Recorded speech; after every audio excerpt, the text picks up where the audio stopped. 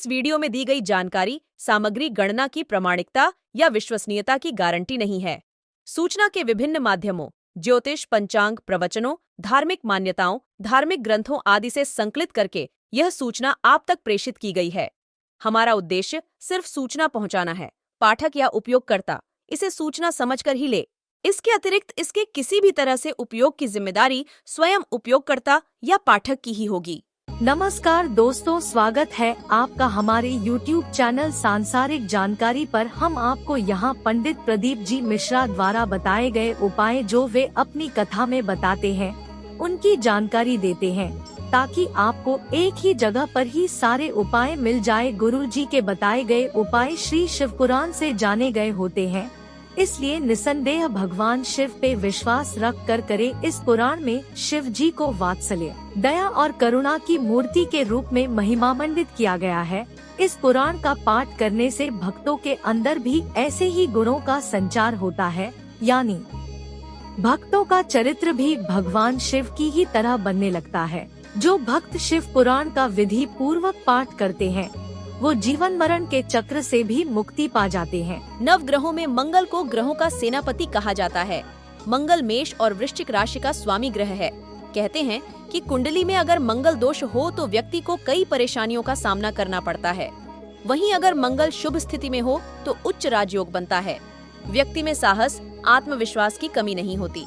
अगर किसी व्यक्ति की कुंडली में मंगल अशुभ योग में है तो मंगलवार के दिन कुछ उपाय कर इसे शांत किया जा सकता है। ज्योतिष शास्त्र के अनुसार मंगल ग्रह की शांति के लिए मंगलवार के दिन व्रत रखकर हनुमान जी की पूजा करनी चाहिए। पूजा में हनुमान चालीसा का पाठ करें। इसके साथ साथ हनुमान जी को सिंदूर और चमेली का तेल अर्पित करें। देवराज ब्राह्मण चोरी करने के बाद भी भगवान शंकर के धाम गया है। उसका एक कारण था कि देवराज ब्राह्मण की माता एक लोटा जल शिव को समर्पित कर। कितना जल? जम के बोलिए जरा। एक लोटा। और आप सबको कहूंगा, शिव मंदिर में प्रतिदिन एक लोटा पानी, एक लोटा जल अवश्य अवश्य चढ़ाना।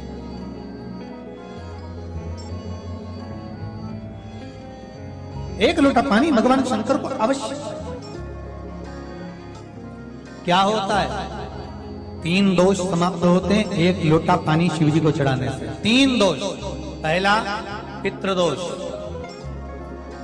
दूसरा वास्तु दोष और तीसरा कालसर्प दोष। जब हम घर में से जल लेकर जाते हैं तो हमारे घर का पानी जब जाता है तो घर का जो वास्तु केंद्र होता है वो रसोई घर होता है। रसोई घर में से जल ले जाकर शिव जी को चढ़ाते हैं तो उससे वास्तु दोष समाप्त। दूसरे नंबर पर है पितृदोष। घर का जो मटका होता है, परिंडा होता है, हंडा होता है, वो पितरों का स्थान है।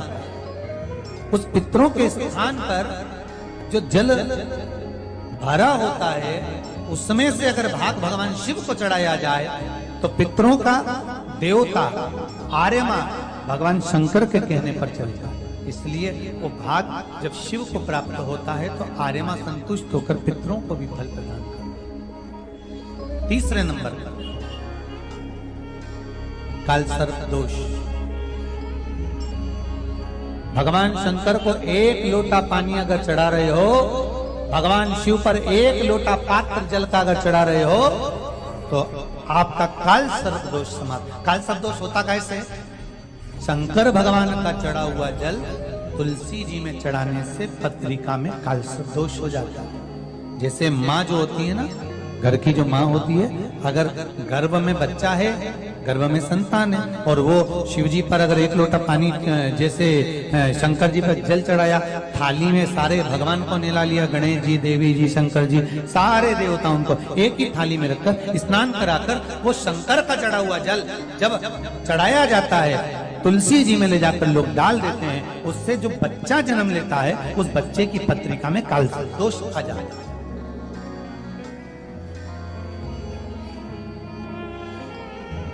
इसलिए शिव महापुराण की कथा कहती है सारे देवताओं को भले एक ही थाली में स्नान करा लो, एक ही पात्र में स्नान करा, पर देवाधिदेव महादेव को एक छोटे से पात्र में अलग से स्नान करा लेना चाहिए, अलग से।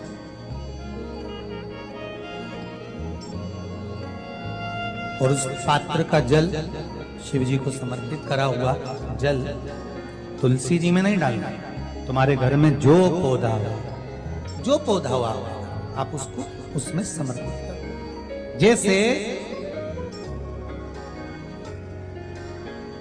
बेलपत्री चढ़ाने के बाद जल चढ़ाना या जल चढ़ाकर बेलपत्र चढ़ाना। एक पत्र है, बड़ा सुंदर है, छोटा सा भाव, प्रश्न अच्छा है, आप सबके हित का।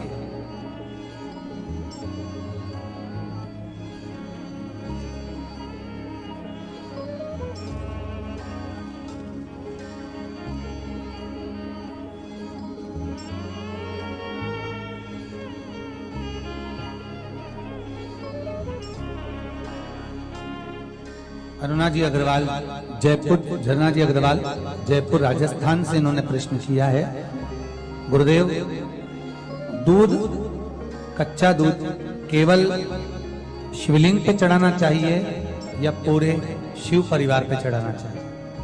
प्रश्न अच्छा है।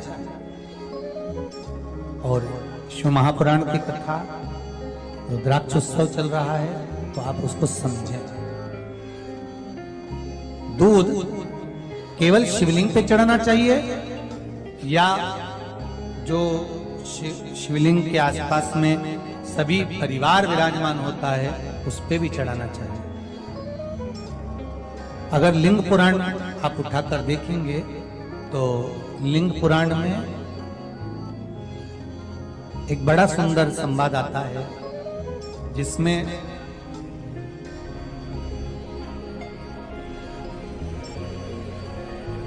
पीले कलर के शिवलिंग का वर्णन है। सफेद, लाल, पीला और काला, ये शिवलिंग का आपको पहले वर्णन करा है। ब्राह्मण सफेद मट्टी का शिवलिंग बनाता है, वैश्य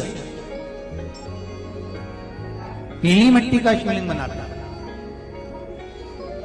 क्षत्रिय लाल मिट्टी का शिवलिंग का निर्माण करता है, शूद्र काली मिट्टी का शिवलिंग का निर्माण करता है।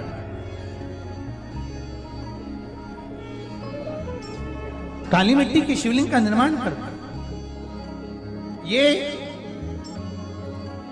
जो वर्णन किया गया है कि उसमें लिंग पुराण के अंतर्गत एक पीले शिवलिंग का वर्णन आता है कि पीला जो शिवलिंग होता है उस शिवलिंग का भाव कितना सुंदर बताया गया है। उसमें व्याख्यान वर्णन में आप अगर पढ़ेंगे देखेंगे लिंग पुराण के अंतर्गत तो उसमें आता है कि दूध जब आप देव अधिदेव महादेव के शिवलिंग पर समर्पित करते हो तो शिव महापुराण की कथा कहती है, लिंग पुराण कथा कहती है, नर्मदा पुराण, स्कंद पुराण, पद्म पुराण, अग्नि पुराण, सारी पुराणे वर्णन करती है, वराह पुराण, ब्रह्मवेत्ता पुराण, ये जितनी पुराणे सब वर्णन करती है कि जब शिवलिंग पर हम दूध चढ़ाते हैं तो केवल शंकर भगवान के शिवलिंग पर दूध चढ़ा देने से संपूर्ण परिवार पर दूध चढ़ जाता है। अलग से हमें कहीं चढ़ाने की जरूरत नहीं,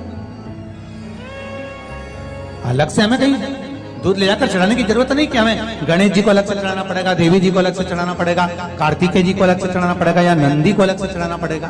तो जो प्रश्न करा है झरना जी अग्रवाल जी ने, जयपुर राजस्थान से हैं, सुंदर प्रश्न करा है। और ये आपको ज्ञात होना चाहिए कि शंकर भगवान पर चढ़ाया गया थोड़ा सा भी दूध जल जो हम भगवान शिव को समर्पित कर रहे हैं वो केवल शिव के लिए नहीं रहता, केवल भगवान शंकर के लिए नहीं है, वो स्वयं 33 कोटि देवताओं को समर्पित हो जाए, स्वयं 33 कोटि देवताओं को।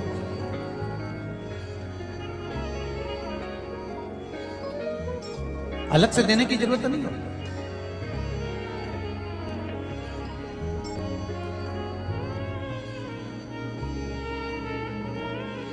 महाराज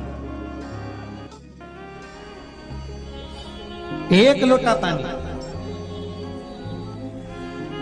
बेलपत्री आप शिवलिंग पर पहले चढ़ा रहे हैं, उसके बाद जल चढ़ा रहे हैं। दूसरा, जल चढ़ाने के बाद बेलपत्र चढ़ा रहे हैं। ये दो अलग अलग क्रम है शंकर भगवान की पूजा की। आप समझ लीजिएगा जरा, ये प्रसंग कभी नहीं आया, आज आया है तो उसको समझ।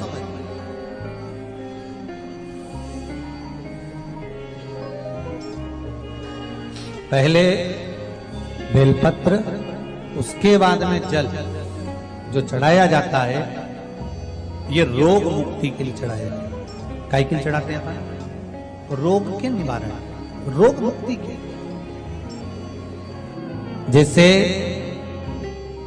कोरोना महामारी के अंतर्गत अपन सबने स्मरण किया ऑनलाइन शिव महापुराण में कि एक वर्णन किया था कि अगर ज्यादा स्वास्थ्य गड़बड़ हो रहा है तो एक लोटा दूध था और एक लोटा पानी बेलपत्र रखकर फिर चढ़ाने का उस समय पर वर्णन किया था। आप लोगों ने, कई लोगों ने उसको किया था और उसका लाभ आपको मिला। उसी तरह आप शिव मंदिर में जाकर दर्शन करेंगे तो दो चीजें अपने को दर्शन करने को मिलेगी। एक भक्त आता है शंकर जी के मंदिर में, लोग भाव से पहुंचते हैं तो पहले वो क्या करते हैं, पहले बेलपत्री चढ़ा देते हैं, फिर जल चढ़ा देते हैं। और एक भक्त जो शिव मंदिर में पहुंचता है पहले जल चढ़ाता है फिर बेलपत्र चढ़ाता है। दोनों का अलग अलग क्रम है, दोनों का अलग अलग भाव वर्णन है।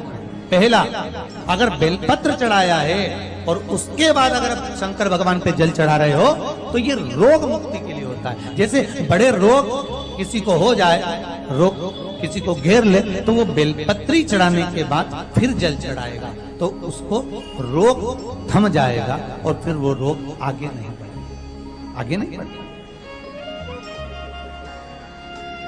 रोगों को थामने के लिए बेलपत्री पहले, फिर जल। और जब कुछ कार्य के लिए आप, सिद्धता के लिए आप, अच्छे कार्य के लिए आप, मन की प्रसन्नता के लिए, आनंदता के लिए आप शिव आराधना कर रहे हो, आप शंकर की आराधना कर रहे हो, तो आप जल चढ़ाकर फिर बेलपत्री चढ़ाओ, उसका लाभ आनंद। आपने जल चढ़ाया, उसके बाद बेलपत्री।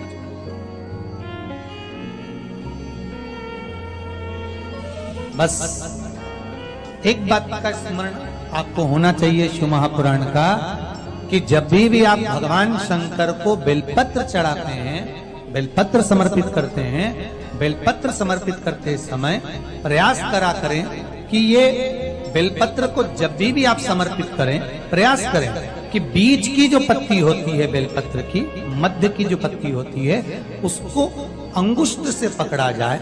उसके बाद में आप फिर बेलपत्री को शिव पर समर्पित करें, प्रयास करें।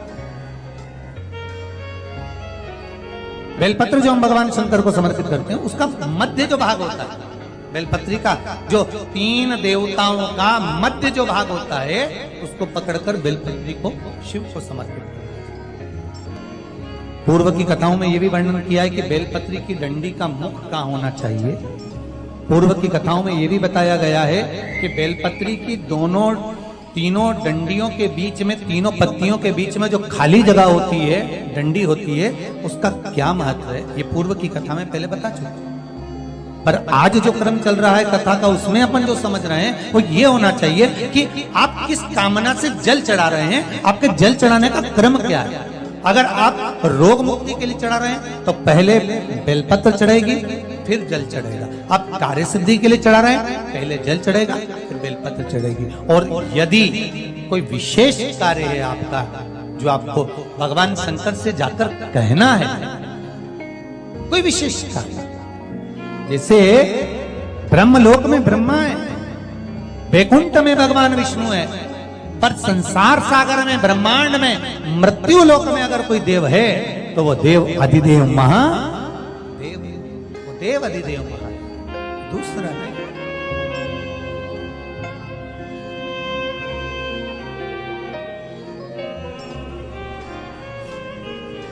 कोई दूसरा नहीं। भगवान दया करना तेरे भरोसे भोलेनाथ दया करना, मैं तेरे भरोसे हूँ। तो दोस्तों, यहाँ पे हमारी वीडियो समाप्त हुई। उम्मीद करती हूँ हमारी ये जानकारी आपको जरूर पसंद आई होगी। हमारी वीडियो को लाइक जरूर करें और हमारे चैनल को सब्सक्राइब और शेयर करना ना भूले। जय श्री राम,